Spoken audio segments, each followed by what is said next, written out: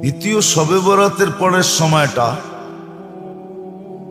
যদিও পুরা সাবানটাই ছিল, কিন্তু শবে বরাতের পরে তড়িঘড়ি খুব দ্রুত গতিতে নিজেকে রমজানের জন্য বিলকুল প্রস্তুত করে সাজায়া গাজায়া অপেক্ষায় থাকা যে রমজানের চাঁদ কখন উঠবে, আমার ভ্যালু কখন বাড়বে। কেন রমজানে ভ্যালু বেড়ে যাবে। আগেও শুনছেন, এখনো শুনতে থাকেন, রমজানে নফল ফরজের সমান হয়ে যাবে, ফরজ 70 গুণ বেড়ে যাবে, তসবিহাত 1000 গুণ বেড়ে যাবে। ইমাম বুখারী রহমতুল্লাহ আলাইহির উস্তাদ ইমাম জোহরি, যার থেকে ইমাম বুখারী রহমতুল্লাহ আলাইহি শত শত না হাজার হাজার হাদিস বর্ণনা করছেন, ওনার কথা হলো, ফতুয়া হলো, তসবিহাত 1000 গুণ বেড়া যায়।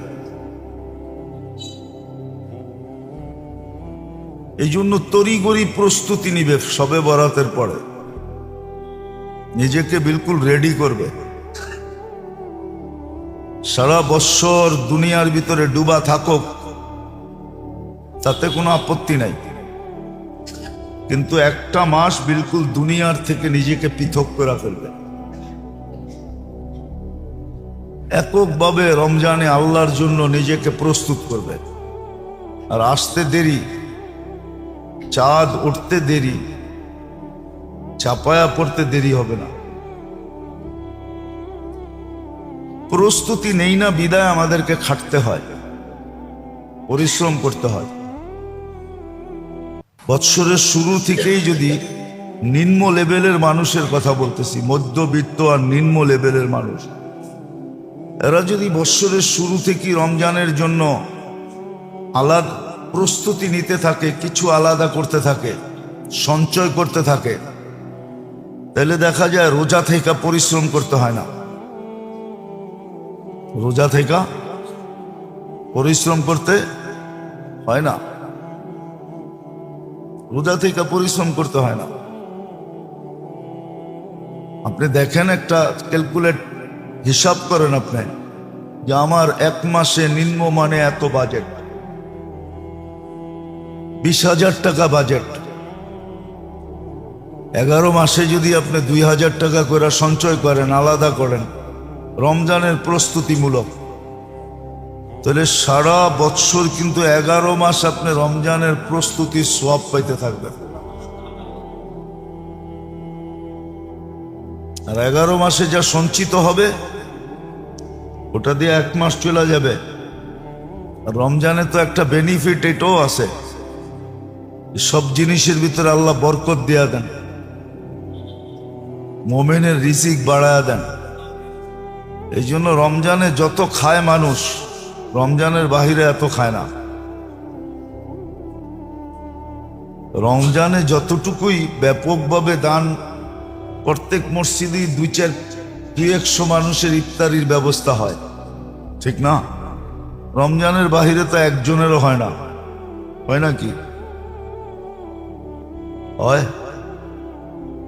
আচ্ছা, 100 করে যদি ধরেন প্রত্যেক মসজিদে ইফতারির ব্যবস্থা হয়, তো বাংলাদেশে 2.5 লক্ষ মসজিদ, 2.5 লক্ষকে আপনি 100 দিয়ে গুণ দেন, দেখেন না কত হয়। হ্যাঁ, আরে মনে হয় বোঝেন না, ঠিক না? 2.5 লক্ষ লেখা 2 শূন্য বাড়ায়া দেন, বাস কত হবে? আগে কয় সংখ্যা ছিল? 2.5 লক্ষতে 6 সংখ্যা, আর 2 সংখ্যা বাড়ায়া দেন, 7, 8। 1 কোটি 5 লক্ষ লোকের, 1 কোটি 5 লক্ষ না 50 লক্ষ লোকের, 1 কোটি 50 লক্ষ লোকের খাওয়া ডেলি ইফতারি মসজিদের ভিতরে হয়। এটা কি বরকত না? বরকত। রিজিক বেড়া যায়, আল্লাহ বরকত দিয়া দেন। তো নিম্নবিত্ত মানুষ, আরেকটা কাহিনীও আছে কিন্তু বলা যাবে না, বললে আবার মিডিয়ায় চলে যাবে, বলা ফেলবো। নিম্নবিত্ত মধ্যবিত্ত মানুষ যদি রমজানে কাজ না করে, ওরা বলে আমরা রমজানের জন্য কোনো কাজ কাম করব না, তাইলে উচ্চবিত্ত মানুষরা আপনাদের পায়ে ধরা সারা দিনের কামাই 1 ঘন্টায় দিয়া নিতে রাজি হবে। বরকত ওইখান দিয়ে আবারও বেড়ে যাবে। আপনি বলবেন হ্যাঁ কাজ করতে পারি, কিন্তু 2-3 ঘন্টা করব, বেশি করব না, রোজার দিন 5 ঘন্টা করব, বেশি করব না, কিন্তু দিতে হবে আমাকে 10 ঘন্টার, বাধ্য হবে। এদিক দিয়েও কামাই হবে, পরিশ্রমও কম হবে। এখন তো রোজার খাটার ভয়ে রোজা রাখে না। রিক্সাওয়ালারে জিজ্ঞেস করেন, অটোওয়ালাকে জিজ্ঞেস করেন, সারাদিন অটো চালাই, রোজা রাখবো কোন জায়গায়? অটো রাখেই তো সময় পাই না, রোজা কোন জায়গায় রাখবো? পিছে তো প্যাসেঞ্জার থাকে, রোজা তো রাখন যাইব না সিটে, প্যাসেঞ্জার বইব কই? এই জন্য রোজা রাখে না। রিক্সাওয়ালা রোজা রাখে না, শ্রমিক পেশার মানুষ বেশিরভাগ রোজা রাখে না, কর্মচারী পেশার মানুষ বেশিরভাগ রোজা রাখে না। রাখে? বলেন রোজা রাখে না। কিন্তু 11 মাস যদি কিছু কিছু সঞ্চয় করত, রোজাকে সামনে রেখা, রমজানে কোনো কাজ করব না, 1 মাসের বাজেট রমজানের আগে সঞ্চয় করলো, তো সবাই যদি কাজ করা বন্ধ করে দিত, তাহলে উচ্চবিত্তের মানুষ এদেরকে অল্প সময়ের জন্য বেশি টাকা দিয়া হায়ার করত, হায়ার। হ্যাঁ, 1 বছর করে দেখুক আমার কথার উপরে, 2 ঘন্টায় 10 ঘন্টার কামাই পাইত। কেননা কোথাও তো শ্রমিক খুঁজে পাওয়া যেত না, কোথাও তো শ্রমিক খুঁজে পাওয়া যেত না, ওর কাজ করার লোক খুঁজে পাওয়া যেত না। বলতো না রমজান আল্লাহ আল্লাহ করব। আমাদের গরিবদের কাছে কিছু নাই, মধ্যবিত্তদের কাছে কিছু নাই, আমাদের একটাই ভরসা আছে, রমজান দিয়া দেখি জান্নাত নিতে পারি কিনা। আমরা তো দুনিয়ার কোনো স্বাদ পাই নাই। আপনারা তো ইচ্ছা করলেই পিজা খাইতে পারেন, আমরা তো সারাদিনই পিসা খাই। পিসা বোঝেন? পিসা বোঝেন? এটা গ্রাম্য ভাষা। কি আমরা তো সবাই ধাক্কায়, আমরা তো ধাক্কা খাই, আপনারা তো পিজা খান, আপনারা তো বার্গার খান, সার্গার খান। আপনারা জবাব দিতে, মনেরকে সান্ত্বনা দিতে পারবেন যে দুনিয়ার কিছু তো পাইছি। সারা জীবনই তো ভাড়াটিয়া রইলাম, বাড়িওয়ালা তো হইতে পারলাম না। বাড়িওয়ালা তো সান্ত্বনা দিবে আমি বাড়িওয়ালা হইছি, ঠিক না? তো জবাব দিবে আমরা একটা মাস আল্লাহকে দিতে চাই। আবার জানি না এই কথাগুলো আবার রাষ্ট্রের বিরুদ্ধে চলে যায় কিনা, যে হুজুরে পাবলিক রে কি বুঝাইতে চাইতেছে, সবাই রমজানে কাম ছেড়া দিলে শ্রমিক পেশার মানুষ তো পুরা দেশ তো হ্যাক হয়ে যাবে, ঠিক না? না না, আমি এই জন্য না, বুঝানোর জন্য বলতেছি, বুঝানো উদ্দেশ্য আছে। বহুত দেশ আছে এরকম, ব্যবসায়ীরাই ব্যবসা করে না, কর্মচারীকে অ্যাডভান্স বেতন দেয়া দেয়। আমাদের ঢাকা শহরও আছে, আমি 2-4টা হোটেল চিনি যারা রমজানের চাঁদ উঠতে দেরি হোটেল তালা দিতে দেরি করবে না, রমজানের বেতন মালিক বোনাস সহ দিয়া দেয়, আর বলে দেয় সারা রমজান আল্লাহ আল্লাহ করবি, আমার ইফতারিও বেচতে হবে না। চাঁদ উঠতে দেরি আবার হোটেল তালা খোলে, বন্ধ করে দেয়, সারা মাস বন্ধ। মালিকও আল্লাহ আল্লাহ করে, কর্মচারীরও আল্লাহ আল্লাহ করে। আমি জিজ্ঞাসা করছি ওদেরকে পোষায় কিনা, হুজুর শুধু পোষায় না, শুধু পোষায় না, আল্লাহ এত বরকত 11 মাসে দেয়, মনে হয় 22 মাস খাইতে পারবো, 22 মাস। তো বরকত আল্লাহ দেয়। যদিও মানুষ আমার হোটেলে কাস্টমার দেখে না, কিন্তু এত বরকত দেয় যেটা 22 মাসে খায়া শেষ করা যাবে না। এরকম 2-4 জন হোটেলওয়ালা আমরা চিনি, কিন্তু বাকি অনেক হোটেলওয়ালা দেখবেন পর্দা দিয়ে হোটেল চালায়। ওগরে জিজ্ঞেস করবেন, খালি নাই নাই নাই নাই করতে থাকে, হায় হায় করতে থাকে, ওগো পেট ভরে না, ওরা বরকত পায় না, ওগো টানা টানি থাকে।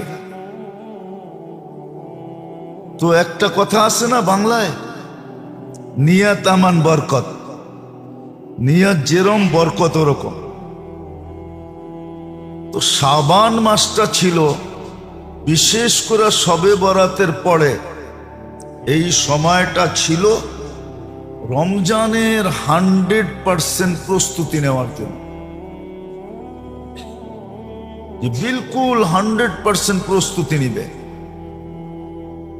দুনিয়াও গুছায় ফেলবে, নিজেকেও প্রস্তুত করবে, ঘরালাদেরকেও প্রস্তুত করবে, যাতে রোজার চাঁদ উঠতে দেরি, রহমত ওই ঘরের ভিতরে, ফ্যামিলির ভিতরে, জীবনের ভিতরে উচ্ছায়া পড়তে দেরি না করে, রহমত ডাইকা দিতে দেরি না করে।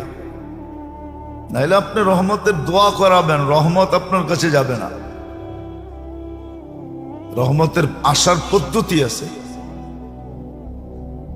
পদ্ধতি আছে।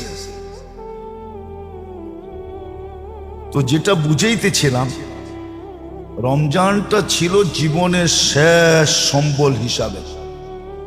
যে রমজান পাইল, সেজন্য জীবনের শেষ সম্বল, শেষ সুযোগ,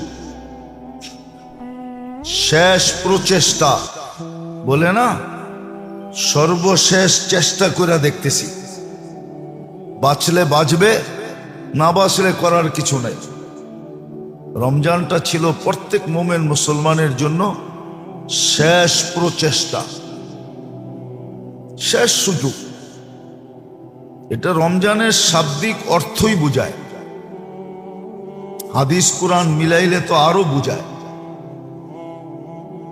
যে এই রমজানটা এই উম্মতের জন্য কি ছিল, কতটুক আগে। আপনি একটা কথা চিন্তা করেন, জান্নাতকে রমজান যেদিন শেষ হয়, ওই দিন থেকে রমজানের শুরু দিন পর্যন্ত, চাঁদ উঠা পর্যন্ত 365 দিন আল্লাহ রমজানের জন্য জান্নাতকে সাজাই। আউযু বিল্লাহি মিনাশ শাইতানির রাজীম, বিসমিল্লাহির রহমানির রহিম। শাহরু রমাদান আল্লাযী উনসিলা ফীহিল কুরআন হুদাল লিন-নাস ওয়া বায়িনাতিন মিনাল হুদা ওয়াল ফুরকান।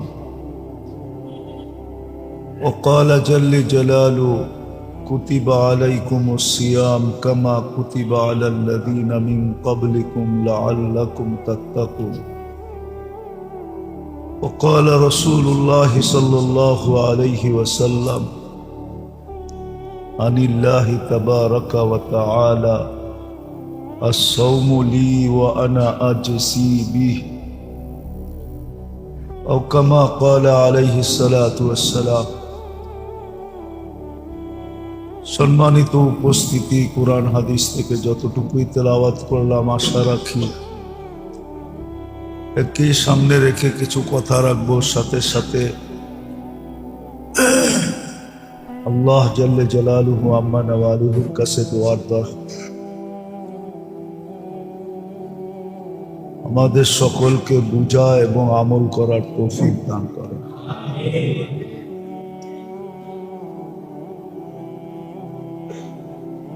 শাবান মাস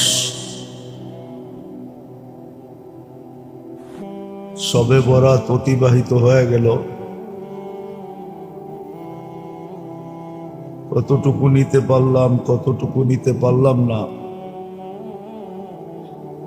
তা প্রত্যেক ব্যক্তি নিজেকে প্রশ্ন করলে তার সমাধান নিজের মন থেকেই পাওয়া যাবে। যে আমি কতটুকু আল্লাহকে মানাইতে পারলাম বা কতটুকু আল্লাহর সামনে নিজেকে আত্মসমর্পণ করাইতে পারলাম, আমি কতটুকু আত্মসমর্পণ করতে পারলাম।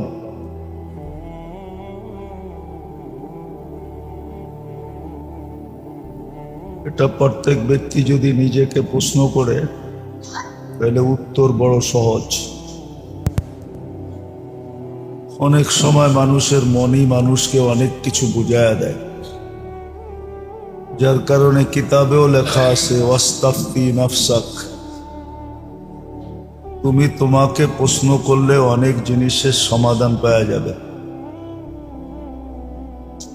বাকি সবে বরাত চলে গেছে, আবার 1 বছর অপেক্ষা করতে হবে।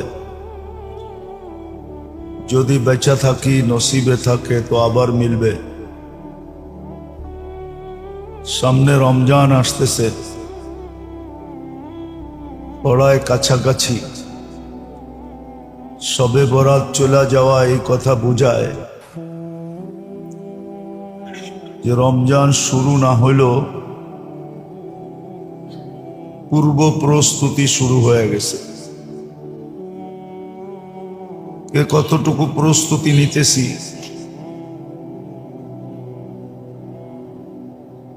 এটাও যদি নিজেকে প্রশ্ন করি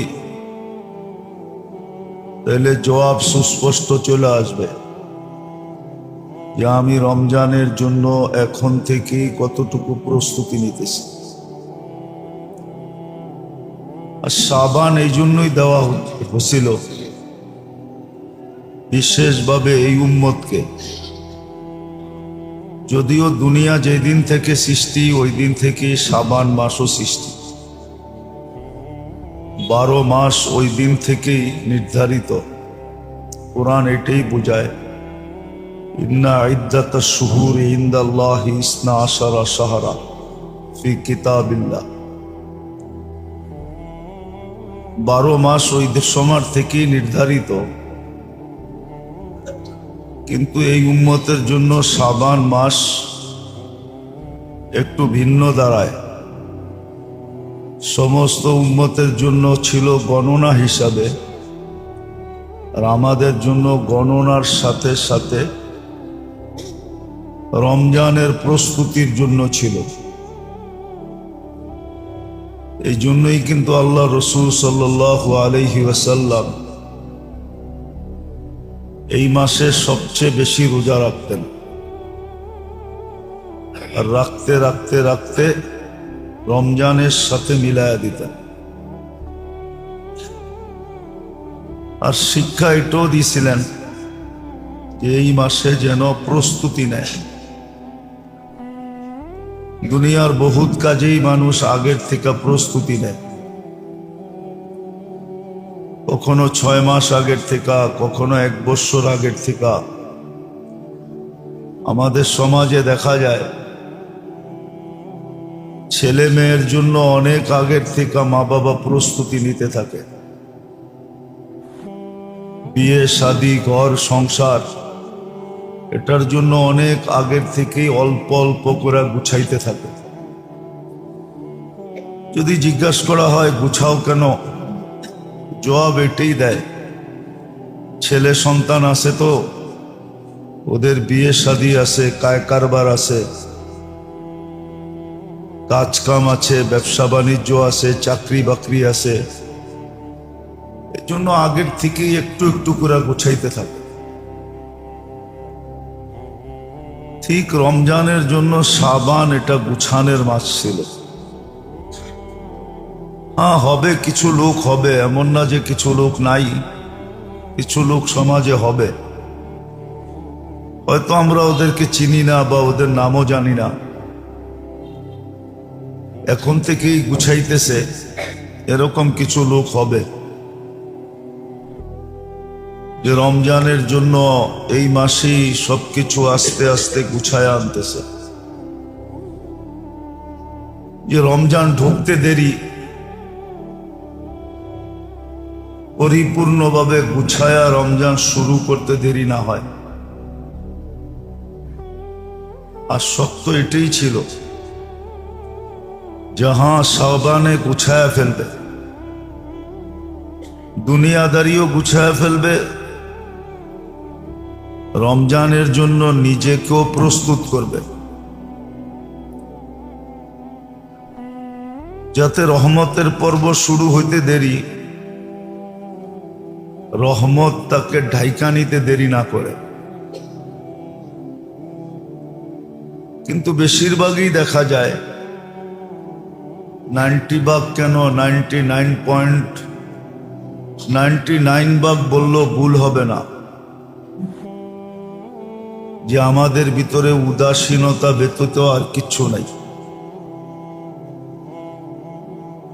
রমজান আসতেছে এরকম প্রস্তুতি আমাদের ভিতরে নাই, শুধু উদাসীনতা চলতেছে। আগেও যেইভাবে চলতেছিল এখনো ওইভাবেই চলতেছে। আসবে রমজান, চলে যাবে,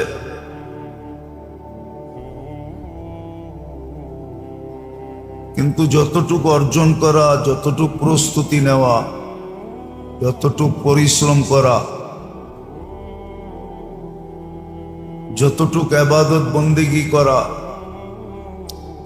এতটুক মনে হয় হবে না। সমাজের দিকে দেখলে মনে হয় না যে ওই পরিস্থিতি তৈরি হইতেছে। কেননা রমজানটা প্রত্যেক মুসলমানের জন্য এটা বলা যেতে পারে যে জীবনের শেষ সুযোগ। যেমন বলে যে সর্বশেষ একটা সুযোগ দিয়া দেখেন, অনেক ক্ষেত্রে মানুষ বলে, চাকরি বাকরি কাজ কামের বেলায় মানুষ বলে, ঘর সংসারের ব্যাপারেও মানুষ এরকম বলে যে সর্বশেষ একটা সুযোগ দিয়া দেখেন, ঠিক হইলে তো হইল, না হইলে তো করার কিছু থাকবে না। সংসার ভাঙতে হলে সংসার ভেঙে যাবে, মালিক মহাজন বাড়ি করে দিলে বাড়ি করে দিবে। তো রমজানটা ছিল আমাদের জীবনের শেষ সুযোগ। এই হিসাবেই আল্লাহ রমজানটা এই উম্মতকে দিয়েছিলেন, যে উম্মত রমজানে জীবনের শেষ সুযোগ মনে করা এটাকে কাজে লাগাবে। কেননা রমজান শব্দের অর্থই এটা বোঝায়, রমজান শব্দের অর্থ এটাই বোঝায়। কেননা রমজান শব্দের অর্থই এটা, যে চালায়া পোড়ায়া নিঃশেষ করে দেওয়া। মুমিন মুসলমানের গুনাহকে জ্বালায়া পোড়ায়া নিঃশেষ করে দেয়। এটা রমজানের শব্দের থেকেই বোঝা যায়। রমজানটা জীবনের শেষ প্রস্তুতি, শেষ সুযোগ। এই জন্য আল্লাহ ফজিলতের ভিতরে এটাও দিছিলেন, রমজান পাওয়ার পরের থেকে নিয়ে আগামী রমজানের আগ মুহূর্তে যখনই মৃত্যু হবে, তো তার ব্যাপারে মাগফিরাতের অঙ্গীকার আছে।